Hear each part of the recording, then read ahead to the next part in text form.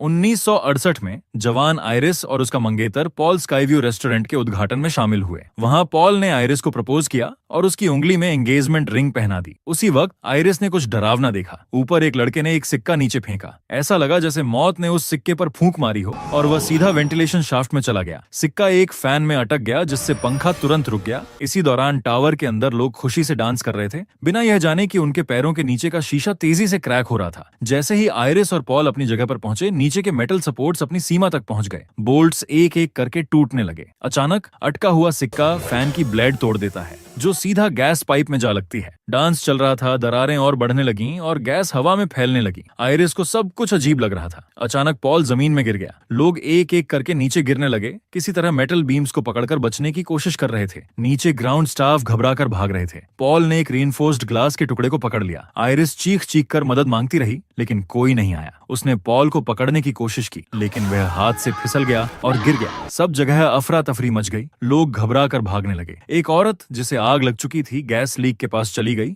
और एक जबरदस्त धमाका हो गया। जो लोग तेजी से नहीं भाग पाए वे जिंदा नहीं बचे। आयरिस मुश्किल से आग से बच पाई। स्टाफ ने बचे हुए लोगों से चिल्लाकर कहा कि तुरंत बाहर निकलो। वह लड़का जिसने सिक्का फेंका था रास्ता दिखाता हुआ सबसे आगे भाग रहा था। घबराए हुए लोग इमरजेंसी एग्जिट की तरफ दौड़ पड़े, लेकिन मौत ने यह भी पहले से तय कर रखा था। वॉकअवे गिर गया और जितने लोग उसमें गए सभी मारे गए। चमत्कार से वह लड़का बच गया। बचे हुए लोग एलिवेटर की तरफ भागे, एक दूसरे को धक्का देते हुए। एक बूढ़े आदमी ने आयरिस को धक्का दे दिया, लेकिन वह खुद एलिवेटर के बीच में अटक गया। ओवरलोड होने की वजह से एलिवेटर ने काम करना बंद कर दिया और बूढ़े आदमी की हालत बहुत खराब हो गई। आयरिस दूसरा रास्ता ढूंढने लगी, लेकिन तनाव का असर उसकी प्रेगनेंसी पर पड़ने लगा। उसने देखा चीजें एक तरफ खिसक रही हैं और छत में दरारें पड़ रही हैं। तब उसे एहसास हुआ कि कोई बड़ी मुसीबत आने वाली है, तो वह जल्दी से ऊपर चढ़ गई। लेकिन सब इतने किस्मत वाले नहीं थे। फ्लोर 2 हिस्सों में बंट गया और एक तेज ढलान बन गई। लोग खुद को रोक नहीं पाए और नीचे की तरफ फिसल गए, सीधा जाकर रीइंफोर्स्ड ग्लास पर गिरे। एक औरत को लगा कि वह बच गई है, लेकिन जैसे ही उसने ऊपर देखा, एक पियानो खतरनाक तरीके से हिल रहा था। मौत ने एक बार फिर दखल दिया और एक सिक्का पियानो पर गिरा और वह पियानो सीधा उस बेचारी औरत पर गिर गया। अब तक उस ग्रुप के सभी लोग गिर चुके थे। वह लड़का जो अब तक बचा हुआ था मुस्कुराते हुए निकल गया, लेकिन पियानो उसके ऊपर आ गिरा। आयरिस पॉल के लिए बहुत रोई, लेकिन तभी उसने एक और लड़के को खतरे में देखा और उसे बचाने के लिए अपनी जान दांव पर लगा दी। उसी वक्त ऊपर से पूरी बिल्डिंग गिरने लगी। आखिरी पल में आयरिस ने एक मेटल के टुकड़े को पकड़ लिया, लेकिन जब ध्यान से देखा गया तो उसकी जान उसके हाथ ने नहीं,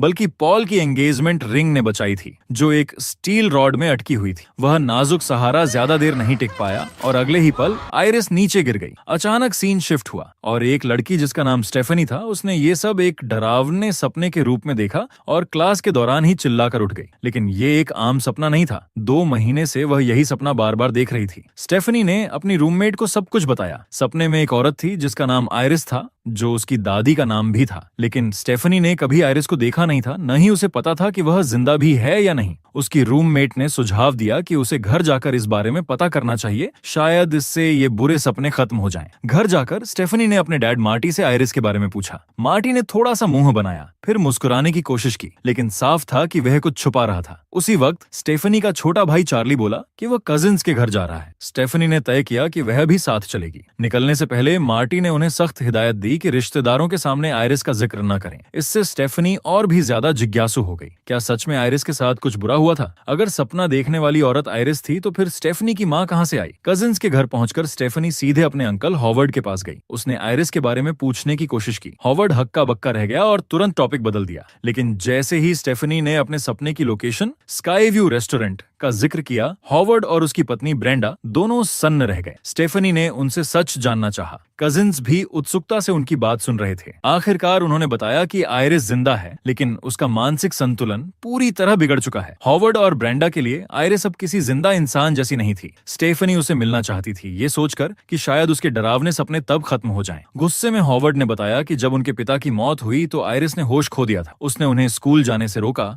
घर के अंदर बंद कर दिया और हमेशा इस डर में जीती रही कि उसके बच्चे मर जाएंगे। आखिर में पुलिस को आना पड़ा और आयरिस को साथ ले गई। बाद में आयरिस फोस्टर केयर सिस्टम में भी उनका पीछा करती रही। जब हॉवर्ड और ब्रेंडा के अपने बच्चे एरिक, जूलिया और बॉबी हुए, तब आयरिस ने उन्हें डरावने पत्र भेजने शुरू कर दिए। उन पत्रों में चेतावनियां होती थीं और मरे हुए लोगों की तस्वीरें। आखिरकार उन्होंने अपना घर बदल लिया और आयरिस से सारा संपर्क तोड़ दिया। स्टेफनी ने उन पत्रों को देखने की गुजारिश की, लेकिन हॉवर्ड और ब्रेंडा ने साफ मना कर दिया। बहुत मनाने के बाद ब्रेंडा ने चुपके से बताया कि वे पत्र कहाँ छुपाए गए हैं। स्टेफनी ने जाकर वे पत्र ढूंढे और जो उसने देखा वो देखकर उसके होश उड़ गए। जो औरत तस्वीरों में थी वह सपने वाली औरत से बिल्कुल मिलती थी। इसका मतलब था कि स्टेफनी के सपने शायद सच थे। सच का पता लगाने के लिए स्टेफनी ने अकेले गाड़ी चलाकर आयरिस को ढूंढने का फैसला किया। पता फॉलो करते हुए वह एक सुनसान पहाड़ी इलाके में पहुंची। दरवाजे के इंटरकॉम से उसने आयरिस से बात की। आयरिस ने उसे तुरंत वहां से चले जाने को कहा, लेकिन जब स्टेफनी ने बताया कि वह उसकी पोती है तो आयरिस ने कहा कि अंदर आने से पहले अपनी सारी जेबें खाली कर दें। जैसे ही भारी दरवाजा खुला, स्टेफनी ध्यान से अंदर चली गई। घर में हर जगह अजीबोगरीब रुकावटें थीं। छत तक में कांटे लगे हुए थे। आयरिस ने बताया कि यह सब उसने अदृश्य खतरों से बचने के लिए लगाया है। स्टेफनी धीरे धीरे आगे बढ़ी और आयरिस ने घबराकर कहा कि जल्दी से दरवाजा बंद करो। अचानक बाहर एक फायर एक्सटिंग्विशर गिरा। आयरिस ने चेतावनी दी कि किसी भी चीज को हाथ मत लगाना, सब कुछ एक जानलेवा झाल हो सकता है। जब उसने अपनी पोती को देखा तो उसके चेहरे पर एक नर्म मुस्कान थी। उसने डार्लिन के बारे में पूछा। स्टेफनी ने बताया कि वह 10 साल की उम्र में ही अपनी माँ से अलग हो गई थी और अब उसे उसके बारे में कुछ नहीं पता। स्टेफनी ने सपने के बारे में पूछना शुरू किया। आयरिस ने कहा, यह सिर्फ सपना नहीं था, मैंने कभी भविष्य देखा था। उसने बताया कि उस समय वह पॉल के साथ एक ऊंची बिल्डिंग की छत पर थी। एक औरत की हैट उड़ गई थी और एक लड़का सिक्का फेंकते हुए दिखा। सिक्योरिटी ने उसे रोका, लेकिन लड़का जिद पर अड़ा रहा। पॉल उसे प्रपोज करने ही वाला था कि आयरिस ने अचानक चेतावनी दी, ये बिल्डिंग गिरने वाली है और सब मर जाएंगे। पॉल कुछ समझ नहीं पाया, लेकिन आयरिस ने लड़के के हाथ से सिक्का छीन लिया। वो नीचे भागी जहां एक गमले में आग लगी हुई थी और लोग डांस कर रहे थे। उसने माइक उठाया और सबसे कहा कि नीचे जमीन को देखें। कुछ लोग उसे रोकने लगे, लेकिन कुछ ने नीचे दरारें देख लीं। उस रात उसने बहुत सारी जानें बचाईं। बिल्डिंग नहीं गिरी और बाद में वह रेस्टोरेंट हमेशा के लिए बंद हो गया, लेकिन मौत अपना प्लान बर्बाद होते नहीं देख सकती थी। सालों बाद वह वापस आई और उन सभी को मार दिया जो उस रात वहां थे, पॉल को भी। आयरिस ने सीख लिया था कि मौत का आना कैसे पहचाना जाए। उसने सालों तक दुर्घटनाएं रोकी, लेकिन अब मौत उसके पास तक पहुंच चुकी थी। उसे कैंसर हो गया था। स्टेफनी से बात करते हुए आयरिस का ध्यान हट गया। मौत धीरे धीरे आ रही थी। एक मैग्नीफाइंग ग्लास ने धूप को एक मेटल ट्रे पर रिफ्लेक्ट किया। वहां से किरणें एक रस्सी पर पड़ी और रस्सी से धुआं उठने लगा। आयरिस ने महसूस किया कि कुछ गलत हो रहा है। उसने तुरंत मैग्नीफाइंग ग्लास को हटा दिया। आयरिस ने स्टेफनी से कहा कि वह यहीं रुके, क्योंकि बाहर की दुनिया अब और भी ज्यादा खतरनाक हो चुकी है। वह खुद पिछले 20 सालों से घर से बाहर नहीं गई थी, लेकिन स्टेफनी रुकना नहीं चाहती थी। उसे स्कूल जाना था। आयरिस ने चेतावनी दी, मौत हमारे परिवार के पीछे है, लेकिन स्टेफनी ने इसे सिर्फ एक सपना समझा और इस बात पर यकीन नहीं किया। वह बिना किसी हिचकिचाहट के बाहर निकल गई। आयरिस ने स्टेफनी से दरख्वास्त की कि जाने से पहले वह एक किताब ले जाए। जैसे ही स्टेफनी दरवाजे से निकलने लगी, आयरिस को एक भयानक विजन आया, जिसमें उसने हवा, कंपास और कुछ ट्रिगर ऑब्जेक्ट्स देखे। उसे समझ आ गया कि अगर वह बाहर गई तो उसकी जान चली जाएगी, लेकिन स्टेफनी के लिए उसने अपनी जान की परवाह नहीं की। वह बाहर आई, किताब स्टेफनी के हाथों में दी और कहा, यह किताब हमारे परिवार को बचा सकती है। लेकिन स्टेफनी अब भी उसकी बातों पर यकीन नहीं कर रही थी। तब आयरिस ने कहा, पीछे हटो, मैं साबित करती हूँ कि यह सब सच है। अचानक एक तेज हवा का झोंका आया, कंपास गिरा और फायर एक्सटिंग्विशर से टकरा गया। फायर एक्सटिंग्विशर उड़ा और सीधा जाकर आयरिस के मुंह में घुस गया। अब स्टेफनी को यकीन हो गया था, आयरिस अब इस दुनिया में नहीं रही। उसके रिश्तेदार उसके अंतिम संस्कार में शामिल हुए। स्टेफनी ने अपने पिता मार्टी और अंकल हॉवर्ड को बताया कि आयरिस ने कहा था कि मौत हमारे परिवार के पीछे है, लेकिन किसी ने उसकी बात पर ध्यान नहीं दिया। तभी स्टेफनी की माँ डार्लिन वहां आ गई। स्टेफनी अब भी अपनी माँ से नाराज थी और वहां से चुपचाप चली गई। घर जाकर उसने आयरिस की दी हुई किताब पढ़ना शुरू किया। इसी दौरान बाकी परिवार हॉवर्ड के घर पर बारबेक्यू कर रहा था, बिल्कुल अनजान इस बात से कि मौत वहां पहुंच चुकी है। बॉबी ने एक ग्लास तोड़ दिया, लेकिन किसी ने नहीं देखा कि एक शीशे का टुकड़ा आइस क्यूब्स में जा गिरा। एरिक ने अपना ड्रिंक गैस टैंक के पास रख दिया। अब मौत के औजार तैयार हो रहे थे। सभी लोग टेबल के चारों ओर इकट्ठा हुए, बर्फ वाले ड्रिंक्स हाथ में लिए और हॉवर्ड ने टोस्ट दिया। उसने कहा, आयरिस की मौत ने हमें सिखाया कि जिंदगी का हर पल जीना चाहिए। सबने एक दूसरे से ग्लास टकराया और घूंट लिया। तभी जूलिया का गला अटक गया। वह चौंक करने लगी और सांस नहीं ले पा रही थी। सभी लोग उसकी मदद के लिए दौड़े। कुछ पल बाद वह ठीक हो गई, लेकिन कोई नहीं जानता था कि यह सिर्फ शुरुआत थी। अंदर स्टेफनी किताब पढ़ रही थी। उसने एक अध्याय देखा जिसमें सिक्के की घटना और बारबेक्यू ग्रिल के बारे में लिखा था। बाहर एरिक ग्रिल जलाने में लगा हुआ था। बॉबी ने चार्ली को ट्रैम्पोलिन पर बुलाया, लेकिन उन्हें नहीं पता था कि ट्रैम्पोलिन के नीचे एक तेज रेत पड़ी हुई थी। स्टेफनी के हाथों से किताब गिर गई। उसे एक अजीब और भयानक खतरा महसूस हुआ। तभी ग्रिल जली और एक फोटो फ्रेम नीचे गिरकर टूट गया। गया। एक कांच का टुकड़ा जमीन से उछलकर दूर जा गिरा। स्टेफनी को अंदेशा हुआ कि कुछ गलत होने वाला है। उसने हॉवर्ड के घर की ओर दौड़ना शुरू किया और अपने भाई चार्ली को कॉल किया, लेकिन चार्ली ने फोन नहीं उठाया। ट्रैम्पोलिन की सिलाई धीरे धीरे टूट रही थी। हर पल वह टूटने के करीब थी। रास्ते में स्टेफनी ने डेंजर अहेड का साइन देखा, जैसे मौत खुद उसे रोकने की कोशिश कर रही हो। तभी कैमरे ने दिखाया कि कांच का वही टुकड़ा मार्टी की ड्रिंक में गिर चुका था, लेकिन मार्टी ने बस एक छोटी सी चुस्की ली और ग्लास रख दिया। हॉवर्ड ट्रैम्पोलिन पर चढ़ गया। ऊपर की सतह कभी भी गिर सकती थी। तभी डार्लिन की नजर नीचे पड़ी रेक पर पड़ी। उसने जोर से चीख मारी और दौड़कर वह रेक हटाकर एक तरफ रख दी, लेकिन मौत ने अपना प्लान नहीं बदला था। ब्रेंडा ने गलती से एक बोतल गिरा दी, जो जाकर एक मशीन के स्विच से टकरा गई। नीचे की पाइपें हिलने और मुड़ने लगी। पहले वाली रेक धीरे धीरे फिसलती हुई नीचे आ रही थी। जैसे ही स्टेफनी वहां पहुंची, मौत अपना अगला कदम उठाने को तैयार थी। हॉवर्ड ने स्टेफनी का स्वागत करने के लिए उसकी तरफ कदम बढ़ाए। तभी बॉबी का पैर ट्रैम्पोलिन में फंस गया। जूलिया ने पलटकर देखा, जिससे उसके ग्लास से एक टुकड़ा नीचे गिर गया। हॉवर्ड ने उस टुकड़े पर पैर रख दिया और तेज चुभन के साथ उसके पैर में गहरी चोट लग गई। उसी पल वह पहली रेक लॉन मोवर पर गिर गई। मोवर का ब्लेड तुरंत घूमने लगा। हॉवर्ड का संतुलन बिगड़ गया और वह सीधा नीचे गिरा। लॉन मोवर हॉवर्ड की ओर बढ़ा और अगले ही पल उसकी जान ले गया। परिवार ने एक और अंतिम संस्कार में हिस्सा लिया। स्टेफनी तुरंत घर लौट आई और फिर से किताबें पलटनी शुरू की। उसे एक नोट मिला, जिसमें लिखा था, जेबी ने किसी ऐसे शख्स को ढूंढ लिया जो जिंदा बच गया था। अब उसने ये विश्लेषण शुरू किया कि अगला कौन हो सकता है। आइरिस और पॉल के बच्चे थे, हॉवर्ड और डार्लिन। हॉवर्ड के बच्चे थे एरिक, जूलिया और बॉबी, और डार्लिन के बच्चे थे स्टेफनी और चार्ली। ये सभी एक ही खून के रिश्ते से जुड़े हुए थे और मौत की इस चेन से बच नहीं सकते थे। स्टेफनी ने सबको ये पैटर्न समझाने की कोशिश की। हर कोई चुपचाप सुनता रहा। सब कुछ उस रेस्टोरेंट की डेथ लिस्ट से जुड़ा था। मौत का सिलसिला ठीक उसी क्रम में चल रहा था जैसा कि आइरिस ने पहले देखा था। असल में उस दिन अगर आइरिस ने समय रहते चेतावनी न दी होती तो सैकड़ों लोगों की जान चली जाती। लेकिन अब मौत वापस लौट आई थी और इस बार एक एक करके सबको अपनी लिस्ट से मिटा रही थी। स्टेफनी ने बताया कि मौत का अपना एक सीक्वेंस होता है। पहले हॉवर्ड के घर वाले गए और अब अगला नंबर उसके अपने परिवार का था। क्योंकि मार्टी और ब्रेंडा खून के रिश्तेदार नहीं थे,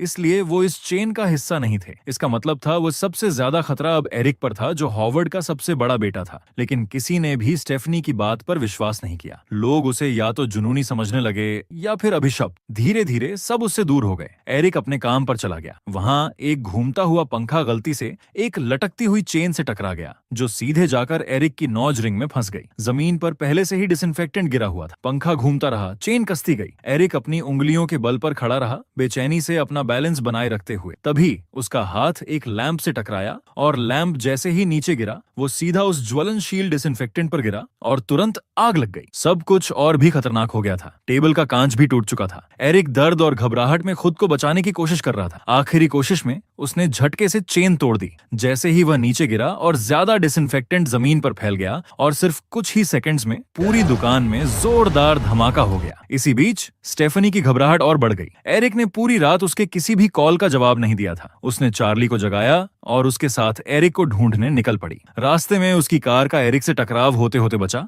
लेकिन एक अच्छी खबर मिली। एरिक जिंदा था। उसने जलते हुए लेदर कपड़े उतारकर किसी तरह अपनी जान बचा ली थी। लेकिन इस हादसे के बाद स्टेफनी का यकीन और पक्का हो गया। अब मौत उनका पीछा छोड़ने वाली नहीं थी। एरिक फिर भी उसकी बातों पर भरोसा नहीं कर रहा था। इसलिए स्टेफनी ने फैसला किया कि अब वो हर वक्त एरिक के साथ ही रहेगी, उसकी सुरक्षा के लिए। उसने आइरिस की नोट्स को फॉलो करना शुरू किया ताकि किसी भी जानलेवा चेन रिएक्शन को समय रहते रोका जा सके। एक दिन वो एरिक के साथ ही जा रही थी। रास्ते में एक ट्री ट्रिमर गिरते गिरते एरिक के सिर से टकराने वाला था, लेकिन खुशकिस्मती से ऐसा कुछ नहीं हुआ। तभी उनकी मुलाकात जूलिया से हुई, जो जॉगिंग पर थी। एक गार्बेज ट्रक उनके पास से गुजर रहा था। स्टेफनी ने तुरंत एरिक को चेतावनी दी कि वो ट्रक के पास न जाए, लेकिन एरिक, जो काफी लापरवाह था, वो ट्रक के पास जाकर मजाक करने लगा और अजीब अजीब चेहरे बनाने लगा। जूलिया ने दोनों को नजरअंदाज किया, अपने हेडफोन लगाए और दौड़ती रही। लेकिन किसी ने नहीं सोचा था कि अगला पल इतना खौफनाक होगा। जूलिया को एक फुटबॉल लगी और वो अपना संतुलन खो बैठी। वो सीधा एक गार्बेज कैन में गिर गई। ट्रक के ऑटोमेटिक लिफ्टिंग सिस्टम ने कैन को उठाया और सीधे ट्रक के अंदर डाल दिया। सब लोग हैरान रह गए और ट्रक के पीछे दौड़े, लेकिन ड्राइवर के कानों में भी हेडफोन थे।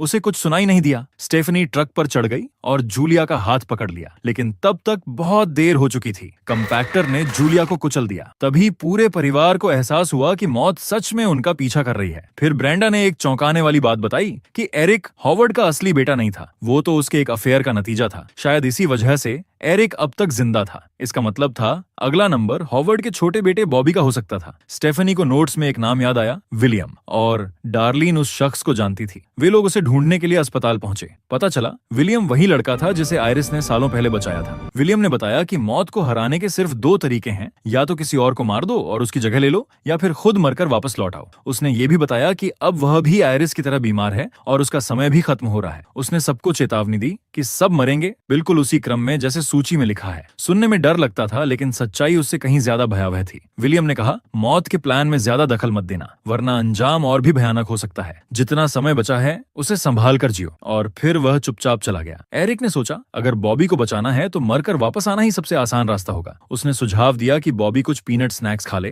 ताकि उसकी एलर्जी एक्टिवेट हो जाए और डॉक्टर उसे मौत के किनारे से वापस ला सकें। उन्होंने वेंडिंग मशीन से पीनट्स का पैकेट लिया, लेकिन पीनट्स अंदर अटक गए। गुस्से में आकर एरिक ने कांच तोड़ दिया। दोनों ने मिलकर मशीन उठाई। काफी मेहनत के बाद पीनट्स मिल गए। फिर वे अगले कमरे में गए, लेकिन गलती से एमआरआई स्कैनर एक्टिवेट हो गया। जबरदस्त मैग्नेटिक फोर्स के चलते एरिक का पूरा शरीर मशीन की ओर खींचने लगा और तभी पीछे से एक व्हील चेयर तेज रफ्तार में उड़ती हुई आई, जो सीधे उसे टक्कर मारकर मशीन के अंदर धकेल गई। एरिक एमआरआई मशीन के अंदर कुचल गया। बॉबी, जिसने पीनट्स खा लिए थे, कुछ कर नहीं पाया। उसने एरिक के हाथ से इंजेक्शन लाने की कोशिश की। तभी एक डॉक्टर ने शोर सुनकर दरवाजा खोला और फिर आया सबसे डरावना पल। वेंडिंग मशीन से एक छोटी सी स्प्रिंग निकलकर सीधे बॉबी के सिर में जा घुसी। स्टेफनी, डार्लिन और चार्ली एक दूसरे से चिपक कर रो रहे थे। अब उन्हें समझ आ गया था कि मौत से बचना नामुमकिन है, इसलिए उन्होंने फैसला किया कि अब सब कुछ दांव पर लगाकर आयरिस की जगह पर रहेंगे और उसी की तरह मौत का सामना करेंगे। तीनों ने एक गाड़ी उठाई और निकल पड़े, पहाड़ों में आयरिस के पुराने केबिन की ओर। उन्हें यह तक पता नहीं चला कि नोटबुक से एक सिक्का गिर चुका था, जिसे एक बूढ़ी औरत ने उठा लिया था। केबिन पहले से ही एक डरावने सन्नाटे में डूबा था, जैसे मौत वहां उनका इंतजार कर रही हो। स्टेफनी ने गैस दबाकर गाड़ी को केबिन की तरफ घुमा दिया, लेकिन रास्ते में क्रैश हो गया और सीट बेल्ट फंस गई। अब मौत की निगाह डार्लिन पर थी। अगर वह केबिन के अंदर सुरक्षित पहुंच जाती तो शायद सबकी जान बच जाती, लेकिन किसी ने शॉर्ट सर्किट से उठती चिंगारियों की तरफ ध्यान नहीं दिया। जैसे ही डार्लिन केबिन के गेट तक पहुंची, एक तेज धमाका हुआ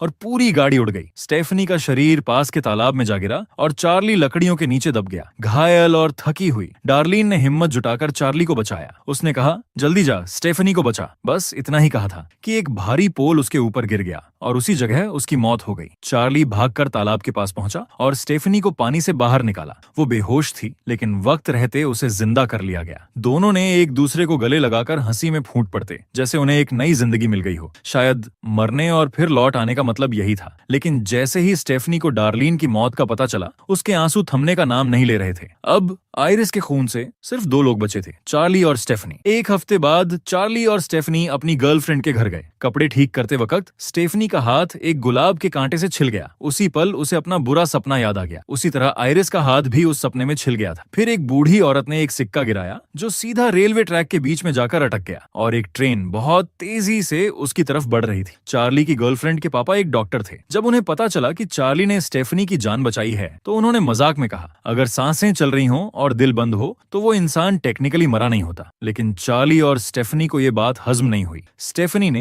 एक लाल गाड़ी देखी, बिल्कुल वैसी ही जैसी उसके सपने में थी, और चार्ली की गर्लफ्रेंड ने भी वही कपड़े पहने थे जो आयरिस ने उस दिन पहने थे। स्टेफनी के अंदर का डर और भी गहरा हो गया। तभी ट्रेन पटरी से उतर गई। एक भयानक धमाका हुआ। ट्रेन सीधे उनकी तरफ बढ़ रही थी। स्टेफनी गिर गई। चार्ली ने उसे खींच कर उठाया। ऐसा लगा जैसे वो बच गए, लेकिन वो नहीं बचे।